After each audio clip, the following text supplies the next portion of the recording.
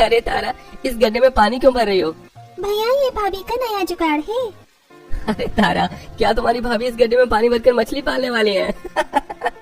तारा घर के सामने किए हुए गड्ढे में पानी भर रही थी। उसका घर काफी अलग तरह का था। छत पर मिट्टी लगी हुई थी और उस पर 5-6 मटके रखे हुए थे। घर की दीवार ईंट की थी, लेकिन उस पर सफेद मिट्टी लगी हुई थी।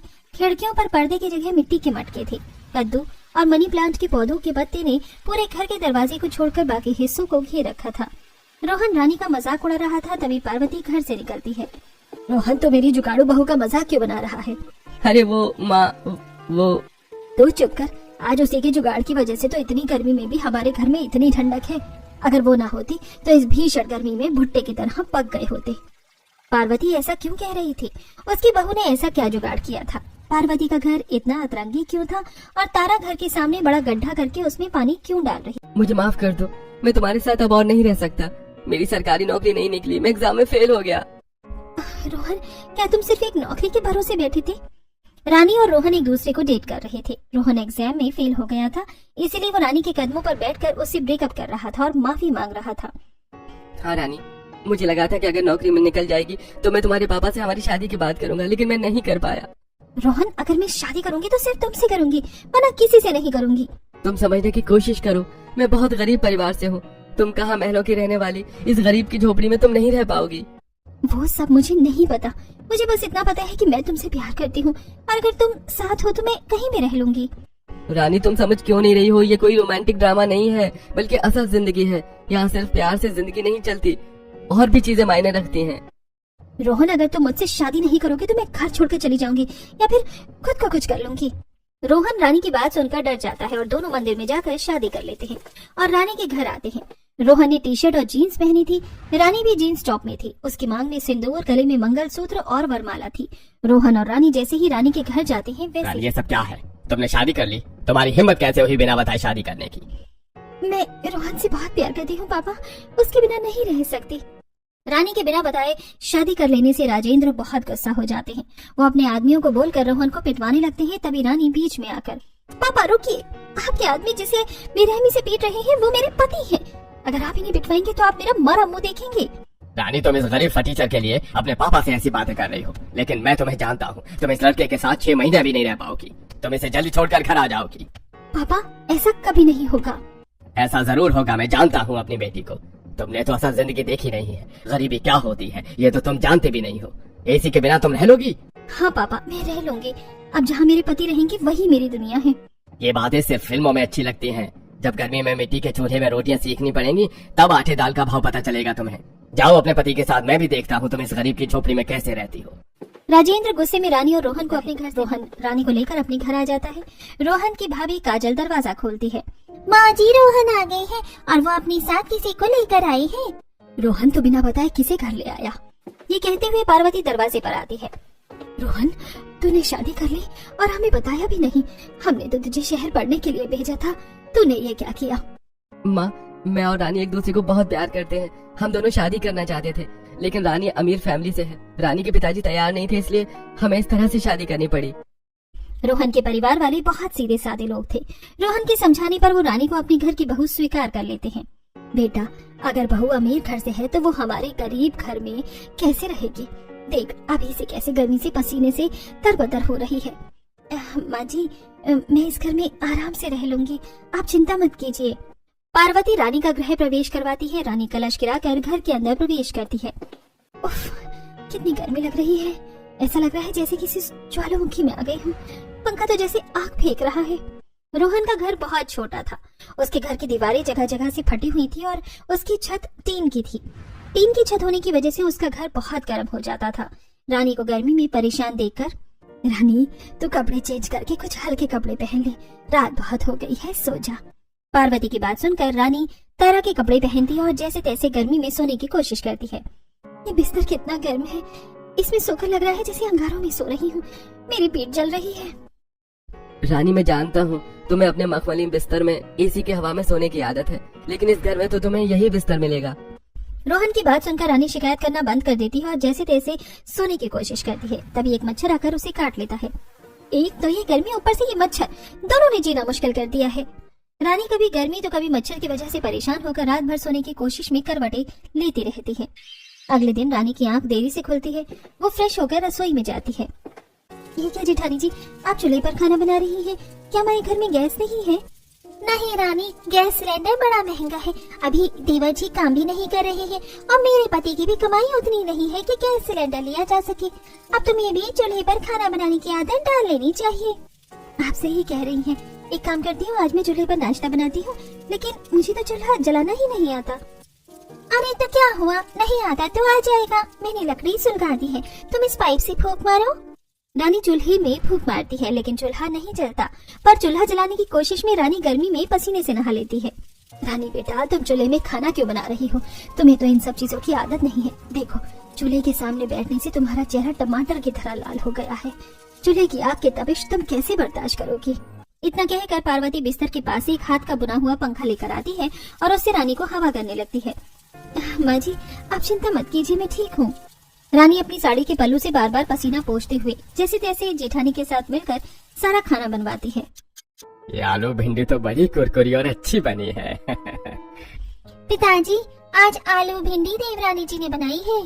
क्या बात है, मुझे तो लगा था हमारी छोटी बहू को खाना बनाना आता ही नहीं है, लेकिन वो तो बड़ा स्वादिष्ट खाना बनाती है। काजल और रानी सभी को खाना खिलाती है। खाना खाने के बाद रोहन आईने के सामने खड़ा होकर अपना टाई पहनने लगता है। तभी रानी उसके पास आती है और उसे टाई पहनाने लगती है। आपने कुछ सोचा आगे क्या करना है? हाँ, मैंने अपने दोस्त से बात की है। उसने मुझे एक डेटा एंट्री जॉब के बारे में बताया है। वहाँ 9 घंटा काम करना पड़ेगा और 10,000 सैलरी है। आज मैं वहीं काम करने जा रहा हूँ। टाई पहनकर रोहन काम पर चला जाता है। रानी घर के छोटे मोटे काम करने लगती है। देखते ही देखते दोपहर हो जाती है। पार्वती खाना खाकर सोने की कोशिश करती है। जमीन पर बैठूं तो जमीन तंदूर की तरह जल रहा है, खटिया पर लेटूं तो खटिया जल रही है। आखिर में करूं तो क्या करूं? पार्वती ये सब सोचती है कि तभी उसे पड़ोस वाली शांति का ख्याल आता है। तुम लोग घर का काम करो, मैं शांति से मिल। इतना कहकर पार्वती जल्दबाजी में शांति से मिलने के लिए उसके घर चली जाती है। शांति के घर में एसी था। अरे पार्वती, तू आ गई? मुझे लगा तेरे घर में नई बहू आया तो आज शायद मेरे घर नहीं आएगी। शांति, तुझे तो पता है मेरा घर कितना गर्म हो जाता है।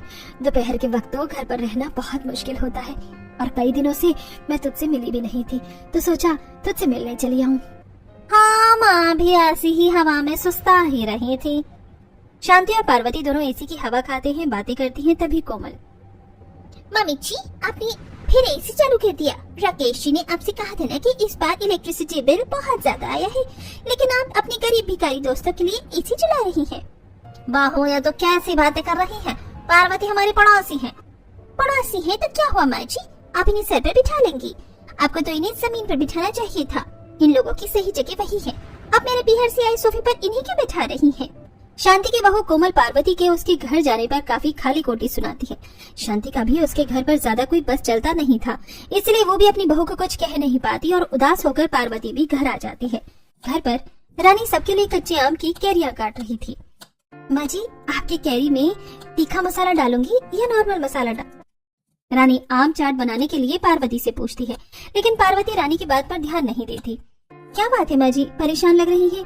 अभी तो आप अपने दोस्त से मिलने गई थी, इतने में क्या हो गया? जरूर शांति चाची को बहू कोमल ने कुछ कहा है। मैंने तो कितनी बार माँ जी को समझाया है कि उनके घर में ना जाए, लेकिन वो मेरी बात सुनती ही नहीं और बेचारी कर भी क्या सकती है, हमारा घर इतना गर्म जो है। रानी आम का चाट बनाकर पार्वती के लिए लेकर जाती है। माँ जी, अगर किसी जगह पर हमारी इज्जत नहीं होती तो हमें वहाँ नहीं जाना चाहिए। मैं जानती हूँ बेटा, लेकिन कभी कभी परेशान हो जाती हूँ। इस उमस और गर्मी से इस घर में दम घुटने लगता है।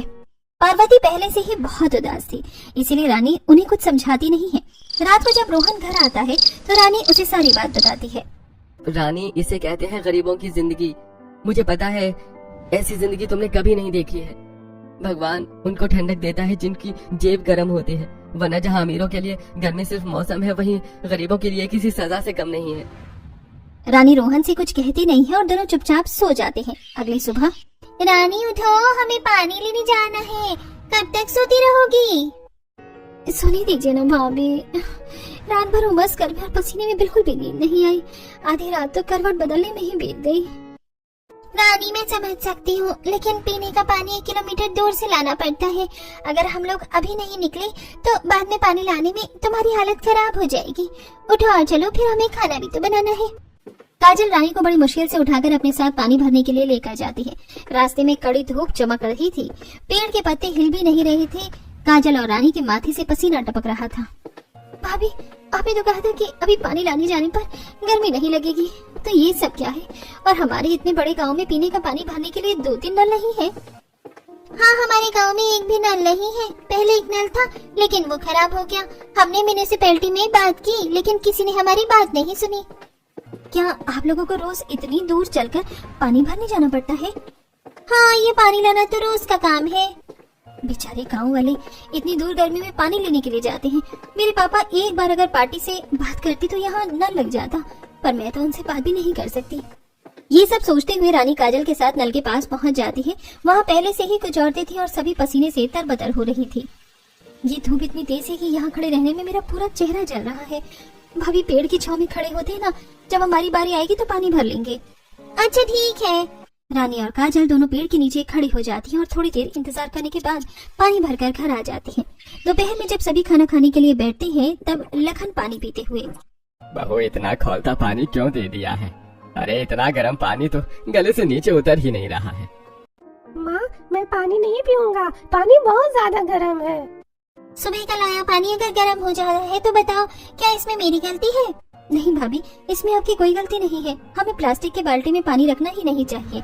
एक तो हमारा घर इतना गर्म है, ऊपर से प्लास्टिक की बाल्टी में पानी रखने की वजह से पानी गर्म हो जाता है। हमें घड़ा में पानी रखना चाहिए। रानी, पहले हम लोग घड़े में ही पानी रखती थी, लेकिन हमारे घर की गर्मी के सामने घड़ा भी काम नहीं आता। काजल के समझाने पर रानी चुप हो जाती है। फिर सभी लोग खाना खाते हैं और उसके बाद रानी बर्तन धोने के लिए आंगन में जाती है। वो आंगन में लगे हाथ कल की बाल्टी में पानी भरकर बर्तन धो रही थी। इतनी गर्मी में बर्तन धोने में तो हालत खराब हो रही है, लेकिन अभी बर्तन साफ नहीं करूंगी तो शाम का खाना कैसे बनेगा? रानी ये सब सोचकर बर्तन धोकर जैसे ही घर जाती है तभी उसे कुछ ठंडा का एहसास होता है। पानी गिरने की वजह से मिट्टी भीग गई थी और वो काफी ठंडी थी। मिल गया जुगाड़। रानी घर के अंदर आती है। भाभी, मुझे ठंडा करने का जुगाड़ मिल गया है। अगर हम मिट्टी के घड़े में पानी भरकर उसमें जूट का कपड़ा लपेटकर उसे भिगो दे और उस मटके को गड्ढे खोदकर जमीन के अंदर रख दे तो ये देसी फ्रिज बन जाएगा। बस इसमें मुझे आपकी मदद चाहिए। मैं तुम्हारी मदद करने के लिए तैयार हूँ। रानी और काजल दोनों मिलकर घर के अंदर ही एक छोटा सा गड्ढा खोदती है। फिर रानी मटके में पानी भरकर उसे गीली जूट की बोरी से लपेटकर गड्ढे में रख देती है। थोड़ी देर बाद पार्वती घर आती है। बहुत थोड़ा पानी पीने के लिए दो, घर के बाहर तो लू चल रही है। इतनी गर्मी में सब्जी लाने में मेरी हालत खराब हो गई। ला रही हूँ माँ जी। अभी फिर से वो गर्म पानी पीने का मन तो नहीं कर रहा, लेकिन प्यास बुझानी है तो पीना ही पड़ेगा। रानी पार्वती को पानी का गिलास लाकर देती है। पार्वती उदास होकर पानी का गिलास लेती है और जैसे ही वो पानी पीती है उसका चेहरा खुशी से खिल उठता है। उसकी सारी गर्मी की थकान दूर हो जाती है। बहू, क्या तुम लोगों ने पड़ोसी से मांगकर पानी में बर्फ डाला है? नहीं माँ जी, ये हमारे घड़े का पानी है। मैं पानी को ठंडा करने के लिए एक जुगाड़ लगाया था। वाह बहू, क्या दिमाग लगाया है तुमने। इतना ठंडा पानी पीकर तो दिल खुश हो गया। अगर पूरी गर्मी ऐसा ही ठंडा पानी मिल जाए तो फिर मजा ही आ जाए। पार्वती की बात सुनकर दोनों बहू खुश हो जाती हैं और फिर दोनों अपनी मटके का ठंडा ठंडा पानी पेट भर कर पीती हैं। ऐसे ही दिन गुजरते हैं। गर्मी का कहर गरीब परिवार पर और ज्यादा पड़ता है। रानी का घर दिन में तो भट्टी की तरह जलता ही था, लेकिन रात में भी उसे गरम गरम लहर निकलती थी। इस गर्मी के दिन तो जैसे तैसे कट जाता है, लेकिन रात में नींद नहीं आती है। खिड़की खुली है लेकिन हवा भी नहीं चल रही है। इसीलिए तो रानी मैंने तुम्हें समझाया था, मेरी जिंदगी बहुत मुश्किल है, लेकिन तुमने मेरी बात नहीं सुनी। रानी को नींद आ जाए इसलिए रोहन काफी देर तक रानी को हाथ पंखा से हवा करता है, लेकिन रानी को बहुत गर्मी लग रही थी इसलिए वो सो नहीं पाती और अगली सुबह उसकी आंखों के नीचे डार्क सर्कल्स हो जाते हैं। रानी खुद को आईने में देखती है। रानी, तुमने अपनी क्या हालत बना ली है। तुम्हारा चेहरा मुरझा गया है। कहाँ तुम मॉडल जैसे दिखने वाली लड़की मेरी वजह से इतनी तकलीफ झेल रही हो। मुझे माफ कर देना, मैं तुम्हारे लिए कुछ नहीं कर पा रहा हूँ। आप ऐसे परेशान मत होइए, इसमें आपकी कोई गलती नहीं है। आप तो नौकरी कर रही हैं, आप देखना धीरे धीरे सब कुछ ठीक हो जाएगा। रानी रोहन को समझाती है। उसके समझाने पर रोहन शांत होता है और तैयार होकर अपने ऑफिस चला जाता है। काजल अपने हाथों में जूट की बोरियां लेकर बाहर जा रही थी। भाभी, आप इन बोरियों को कहाँ लेकर जा रही है? मैं तो ऐसे बनियों को वापस देने जा रही हूँ, उसके बदले में वो 10 रुपए दे देगा। भाभी, ये बोरियां तो आप मुझे दे दीजिए। तुम इन बोरियों का क्या करोगी? भाभी, इससे मैं हमारे घर को ठंडा करूंगी। रानी काजल से जूट की बोरियां लेती है, फिर उसे भिगाकर सीढ़ी से चढ़कर टीन की छत के ऊपर फैला देती है। जूट की बोरियां भीगी होने की वजह से छत को ठंडा कर देती हैं, जिसकी वजह से घर ठंडा हो जाता है। रानी, फालतू चीज से तुमने क्या जुगाड़ लगाए हैं? हमारा घर तो ठंडा हो गया। गर्मी कम लगने की वजह से सभी बहुत खुश थे। दोनों देवरानी जिठानी अपने ठंडे घर में खाना बनाती हैं और खाना बनाने के बाद सभी खाना खाकर दोपहर को आराम से सो जाते हैं। सोकर उठने के बाद, जब से गर्मियों का मौसम शुरू है तब से ये पहली बार है जब मैं आज दोपहर में सोई हूँ। घर गर्म होने की वजह से दोपहर में नींद ही नहीं आती थी। थैंक यू भाभी इतना अच्छा जुगाड़ करने के लिए। तारा की ये बात सुनकर रानी मुस्कुरा देती है। शाम को भी जब रोहन और विकास घर आते हैं तो काजल उन्हें ठंडा पानी देती है। इसे कहते हैं जिंदगी। काम से थक कर आने के बाद अगर घर ठंडा मिल जाए और ऊपर से ठंडा पानी पीने के लिए मिल जाए तो सारी थकान एकदम से दूर हो जाती है। रानी ने जुगाड़ लगाकर घर और पानी ठंडा किया है। काजल की ये बात सुनकर रोहन रानी को देखकर मुस्कुरा देता है और रानी भी रोहन को मुस्कुराते हुए देखकर खुश हो जाती है। रात में सभी लोग खाना खाते हैं। तब, काजल, तुमने कितनी गर्म रोटियां बनाई हैं? इतनी गर्मी में कोई गर्म रोटी खाता है क्या? और अचानक घर इतना गर्म कैसे हो गया? पहले तो ये ठंडा था। एक तो मैं चूल्हे पर बैठकर आप लोगों को गरम गरम रोटियां बनाकर खिला रही हूँ और आप मुझ पर ही भड़क रहे हैं। झूठ की बोरियां शायद सूख गई होंगी, इसलिए गर्मी लग रही है। मुझे बहुत गर्मी लग रही है और इतना मसालेदार खाना खाने का मन नहीं कर रहा है। तो मुझे दही दे दो, मैं दही रोटी खा लूंगा। बेटा, एक तो इतनी गर्मी है, ऊपर से तू अपना पारा क्यों हाई कर रहा है? इससे तुझे और गर्मी लगेगी। पार्वती के समझाने पर विकास शांत होता है और चुपचाप खाना खाता है। खाना खाने के बाद सभी सोने के लिए चले जाते हैं तो गर्मी की वजह से किसी को नींद नहीं आती है। अगली सुबह जब काजल और रानी पानी भरने के लिए जाती हैं तभी काजल को चक्कर आने लगता है। रानी, मैं तो ठीक हूँ, लेकिन वो कल रात बहुत ज्यादा गर्मी थी और आज सुबह सुबह गर्मी है ना, इसलिए शायद चक्कर आ गया होगा। भाभी, आप घास पर बैठिए, आपको आराम मिलेगा। काजल घास पर थोड़ी देर बैठती है तो उसे अच्छा लगता है। काजल के साथ रानी भी घास में बैठ जाती है। घास में बैठकर रानी को आइडिया आता है। भाभी, ये घास कितनी ठंडी है, अगर हम लोग इससे चटाई बना लें तो हमें रात में गर्म बिस्तर में सोना नहीं पड़ेगा। आइडिया तो तुम्हारा बहुत अच्छा है।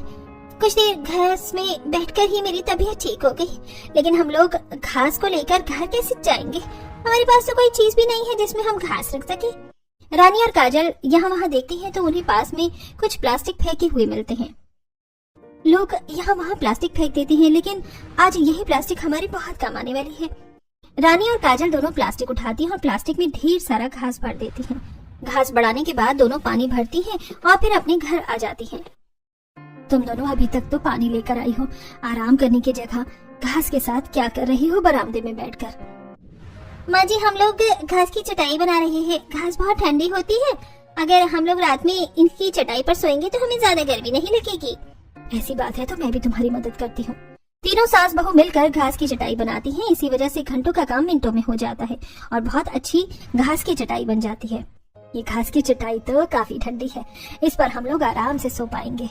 दोपहर के समय सभी औरतें और रौनक खाना खाकर घास की चटाई में सो जाते हैं।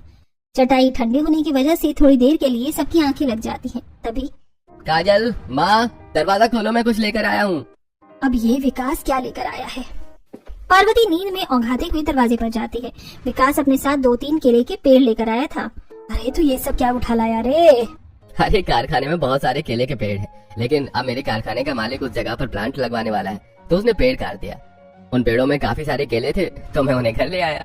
विकास की बात सुनकर काफी लोगों की नींद खुल जाती है और सभी घर के बाहर आ जाते हैं। अरे वाह, इतने सारे केले, केला खाने में तो बहुत मजा आएगा। बेटा, लाना था तो सिर्फ केला तो ले आता, पेड़ लाने की क्या जरूरत थी? माँ जी, जेठ ने बहुत अच्छा किया है। केले के पत्ते देखकर मुझे एक जुगाड़ आया है जिससे हम अपने घर को ठंडा कर सकते हैं। कैसे बहू? केले का पत्ता बहुत ठंडा होता है। अगर हम लोग घास का नेट बनाकर उसके ऊपर से केले का पत्ता रख कर उसे घर के अंदर छत पर लगा दें तो हमारा घर बिल्कुल भी गर्म नहीं होगा। माँ भी सही कह रही है। मैंने साइंस में केले के पेड़ के फायदे के बारे में काफी पढ़ा है। चलिए भाभी, हम लोग घास लेकर आते हैं। रुको, मैं अभी तुम्हारे साथ चलती हूँ। काजल, रानी और तारा तीनों ढेर सारा घास लेकर आती हैं। फिर दोनों बहू सास ननद मिलकर घास का नेट बनाती हैं। नेट बनाने के बाद रानी उसमें केले का पत्ता रख देती है और उसे रस्सी की मदद से घर के अंदर छत पर कोने कोने में बांध देती है। हमारा ये जुगाड़ तो सच में काम कर गया। घर काफी ठंडा लग रहा है पहले से। रात में जब सभी सोते हैं सभी को काफी नींद अच्छी आती है। क्योंकि घास की चटाई और घर ठंडा हो जाने से सभी आराम से सो पाते हैं। अगले दिन रानी घर का काम कर रही थी। तब काजल भाभी, रानी भाभी, चली ना हम लोग नदी में जाकर नहाते हैं, बड़ा मजा आएगा। सारी औरतें जा रही हैं आज नदी में नहाने। मजा तो आएगा, चलो चलते हैं। दोनों बहू अपनी ननद के साथ नदी में नहाते हैं। अरे ये क्या, ये मिट्टी सफेद क्यों है? रानी, ये घास तरह की मिट्टी है। ऐसी मिट्टी सिर्फ हमारे गांव में ही मिलती है। इससे चाक बनाया जाता है जिससे बच्चे स्लेट में लिखते हैं ना। अच्छा, ये तो बहुत अच्छी चीज है। रानी, काजल और तारा तीनों नहाकर जब घर आती हैं तो देखती हैं कि कुछ लोग विकास का सहारा लेकर घर आ गए हैं। क्या हो गया इन्हें? बेहोश क्यों हो गए ये? विकास भैया धूप में कारखाने में काम कर रहे थे, अचानक उन्हें चक्कर आ गए। राजन एक दोस्त की मदद से विकास को उसके घर पर सुलाता है। आप लोग इतनी गर्मी में कैसे रहते हैं? शायद विकास भैया को लू लग गई है। मालिक ने कहा है जब तक उनकी तबीयत पूरी तरह ठीक नहीं होती वो काम पर ना आए। ऐसी तबीयत खराब होने से कोई एक्सीडेंट भी हो सकता है ना। इतना कहकर राजन चला जाता है। काजल रोहन के चेहरे पर पानी छिड़कती है। तारा, जल्दी से खिड़की खोल और रानी तू जाकर राशन की दुकान से गोंद, कतीरा और सब्जा नीड्स लेकर आ। ये लू भगाने के बहुत फायदेमंद होते हैं। तारा खिड़की खोलती है लेकिन उसे गर्म हवा आ रही थी। माँ, खिड़की खोलने का कोई फायदा नहीं है, खिड़की से गर्म हवा आ रही है। खिड़की से गर्म हवा आते देखकर काजल जूट की बोरियों को पानी में भिगाकर खिड़की में टांग देती है। अब खिड़की से ठंडी हवा आएगी। रानी पार्वती से पैसे लेकर राशन की दुकान पर जाकर गोंद, कतीरा और सब्जा सीड्स लेती है। जूट की बोरियां तो जल्दी सूख जाएंगी। खिड़की से गर्म हवा रोकने के लिए ऐसा कोई और जुगाड़ लगाना पड़ेगा। ये सब सोचते हुए रानी आ रही थी। तभी उसकी नजर उसके पड़ोस में रहने वाली औरत पर जाती है। ये मिट्टी के मटके से खिड़की क्रॉस वेंटिलेशन बना सकती हूँ। रानी अपने पड़ोसी के पास जाती है। चाची, क्या आप मुझे कुछ टूटे हुए मटके दे सकती हैं? हाँ बेटा, वहाँ टूटे हुए मटके रखे हैं, तुझे जितने मटके चाहिए तू ले जा। वैसे भी तू पार्वती की बहू है, उसकी बहू तो मतलब मेरी बहू। रानी अपने साथ 5-6 मिट्टी के मटके लेकर आ जाती है। बहू, मैंने तुझे सामान लाने के लिए भेजा था और तुम ये मटके क्यों लेकर आई हो? माँ जी, खिड़की से गर्म हवा रोकने के लिए ये मटकी लेकर आई हूँ। रानी गोंद, कतीरा और सब्जा सीड्स को काजल को देती है। काजल उसमें शरबत बनाकर विकास को पिलाता है। वहीं रानी छेनी, हथौड़ी लेकर खिड़की को किनारे किनारे से तोड़ती है। फिर मिट्टी के मटके के पीछे वाले हिस्सों को तोड़कर उसके ऊपर एक खिड़की पर लगा देती हैं। वो मटके के मुंह को अंदर और नोच वाले हिस्से को बाहर दिखाती हैं और मटका के बीच में मिट्टी भर देती हैं। भाभी, ये मिट्टी कहाँ से आई? ये मिट्टी तो मैं विमला चाची के घर से लाई हूँ, पर हमारी नदी की ही मिट्टी है। रानी मिट्टी लगाकर अच्छे से खिड़की में मटका फिट कर देती है। रानी जैसे ही खिड़की के पास से हटती है, खिड़की से ठंडी ठंडी हवा आने लगती है। खिड़की से इतनी ठंडी हवा आ रही है, बस अब किसी तरह अगर हमारा घर ठंडा हो जाए तो हमारी सारी मुसीबतें दूर हो जाएंगी। रानी भाभी, मैंने सुना है सफेद मिट्टी बहुत ठंडी होती है। आप खिड़की में लगाने से वो इतनी ठंडी हवा दे सकती है, तो अगर हम ये मिट्टी घर में लगा दें तो पूरा घर ठंडा हो जाएगा। मेरी ननद तो काफी होनहार है, क्या आइडिया दिया है तुमने। चलो नदी के पास से मिट्टी लेकर चलते हैं। भाभी, आप भी हमारे साथ चलिए, काम जल्दी हो जाएगा। तीनों नदी के किनारे कुदाल और लोहे का गमला लेकर जाती हैं। नदी के किनारे ठंडी हवा चल रही थी लेकिन धूप बहुत तेज थी। इतनी कड़ी धूप में मिट्टी खोदने में तो हमारी हालत खराब हो जाएगी। तारा, ये बस एक बार की मेहनत है, एक बार ये जुगाड़ काम आ जाए तो फिर हमारा घर बर्फ की तरह ठंडा हो जाएगा, इसलिए हिम्मत मत हारो। तीनों मिलकर कड़ी धूप में नदी के किनारे से मिट्टी निकालकर गमले में रखती हैं और फिर गमले को उठाकर सर पर रखकर घर ले जाती हैं। धूप में मिट्टी लाकर तुम लोग थक गई होगी, एक काम करो, पहले गोंद कतीरा का शरबत पी लो, फिर बाकी का काम कर लेना। तीनों शरबत पीती हैं और फिर पूरे घर को मिट्टी लगाना शुरू करती हैं। तारा और काजल मिलकर घर की दीवारों में मिट्टी लगाती है और रानी छत पर मिट्टी की मोटी लेयर लगाती है। शाम तक तीनों अपना काम खत्म कर लेती हैं। रानी छत के ऊपर 7-8 मटके में पानी भरकर उसे केले के पत्ते से बांधकर उसमें छोटा सा छेद करके छत के ऊपर रख देती है। ये क्या कर रही हो?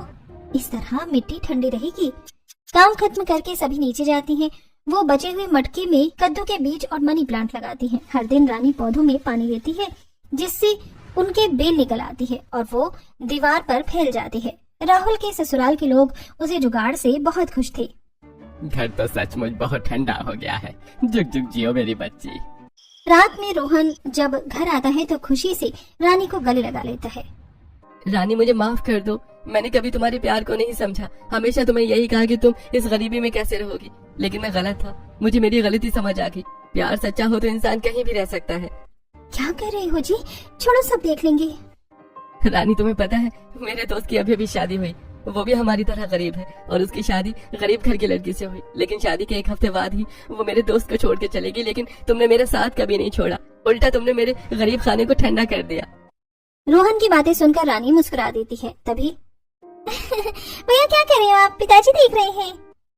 पिताजी का नाम सुनकर रोहन जल्दी से रानी को छोड़ देता है और सभी उस पर हंसने लगते हैं। रात में रोहन जब टी शर्ट खोलकर सोने के लिए जाता है तब ये आपकी पीठ में क्या हुआ है जी? पता नहीं क्या हुआ है, बहुत खुजली हो रही है। शायद ये गर्मी में ऑफिस में इतनी देर बैठने की वजह से हुआ है। इतना कहकर रोहन सो जाता है। अगली सुबह रानी जल्दी उठकर बाहर से नीम का पत्ता तोड़ कर लाती है और फिर उसे पीसकर रोहन की पीठ पर लगाती है, जिससे उसे आराम मिलता है। रोहन थोड़ी देर बाद ऑफिस चला जाता है। दोपहर में तारा रौनक को जबरदस्ती हाथ पकड़कर उसे बाहर ले जाती है। रौनक, अब बहुत हो गया, अब नहा लो। मैं नहीं नहाऊंगा, पानी गर्म है। तारा, रौनक को नदी ले जाकर वहाँ नहला दो। भाभी, नदी किनारे बच्चों को तो ले जाना ठीक नहीं है और रौनक तो बहुत शरारती है। ऐसा है तो हमें रौनक के लिए घर पर ही नहाने का जुगाड़ करना पड़ेगा। मैं और जेठानी जी यहाँ गड्ढा खोद कर और तुम्हें पानी डालना है इसमें। रानी और काजल मिलकर घर के आंगन में साइड में गड्ढा खोदती है और तारा उसी में पानी डालती है। तभी रोहन आज ऑफिस से जल्दी घर आ जाता है और रानी का मजाक उड़ाता है। अरे तारा, इस गड्ढे में पानी क्यों भर रही हो? भैया, ये भाभी का नया जुगाड़ है। तारा, क्या तुम्हारी भाभी इस गड्ढे में पानी भरकर मछली पालने वाली है? तो चुप कर। आज उसी के जुगाड़ की वजह से तो इतनी गर्मी में भी हमारे घर में इतनी ठंडक है। अगर वो ना होती तो इस भीषण गर्मी में भुट्टे की तरह पक गए होते हम। सॉरी माँ, मुझे माफ कर दो। मैं आपकी बहू का मजाक नहीं उड़ाऊंगा। रोहन फ्रेश होने के लिए घर में जाता है और काजल, तारा, रानी और रौनक अपनी देसी स्विमिंग पूल में नहाते हैं। नहाने के बाद जब रानी घर के अंदर जाती है तब घर तो फिर गर्म हो गया। बहू, जब तक घर में चूल्हा जलेगा तब तक घर गर्म रहेगा। अगर तुम्हें घर ठंडा करना है तो तुम्हें चूल्हे का कुछ करना पड़ेगा। रानी चूल्हे के बारे में सोचती है। ऐसे ही 1-2 दिन गुजरते हैं। एक दिन रानी कबाड़ की दुकान से पाइप लेकर आती है और चूल्हे की साइड वाली दीवार में छेद करके उसमें पाइप लगा देती है, जिससे चूल्हे से निकलने वाला सारा धुआं घर के बाहर चला जाता है। रानी का घर पूरी तरह से ठंडा हो चुका था। लेकिन बहू, एक निवाला और खा ले। अरे माँ जी, नहीं, पेट भर गया। रानी बेटा, अपने पापा की आवाज सुनकर जल्दी से वो बाहर आ जाती है। पापा, अंदर आइए ना। रानी अपनी मम्मी पापा को लेकर घर के अंदर आती है। रानी का ठंडा ठंडा ससुराल देखकर उसके घर वाले चौंक जाते हैं। रानी उन्हें ठंडा शरबत लाकर देती है। बेटा, तुम्हारे पापा को तुम्हारी बहुत याद आ रही थी, इसलिए मैं उन्हें लेकर आ गई हूँ। बेटा, मैंने तो सोचा था कि तुम गर्मी में पता नहीं कैसे जी रही होगी, लेकिन तुम्हारा घर तो ठंडा है। समझी जी, ये सब आपकी बेटी ने ही किया है। उसने अपने जुगाड़ से हमारी मिट्टी जैसे गर्म घर को अपना ठंडा ससुराल बनाया है। आपकी बेटी बहुत अच्छी है। मुझे माफ करना रानी, मैं तुम्हें समझने में गलती कर दी। मुझे लगा था कि तुम रोहन के साथ नहीं रह पाओगी, लेकिन तुमने मुझे गलत साबित कर दिया। तुमने सही कहा था, प्यार सच्चा हो तो सब कुछ मुमकिन है। मुझे तुम पर नाज है बेटी। राजेंद्र की बात सुनकर रानी बहुत खुश होती है और अपने पिता को गले लगा लेती है। रानी के पिता उससे मिलने के बाद अपने घर चले जाते हैं और रानी अपनी ठंडी ससुराल में खुशी से रहती है।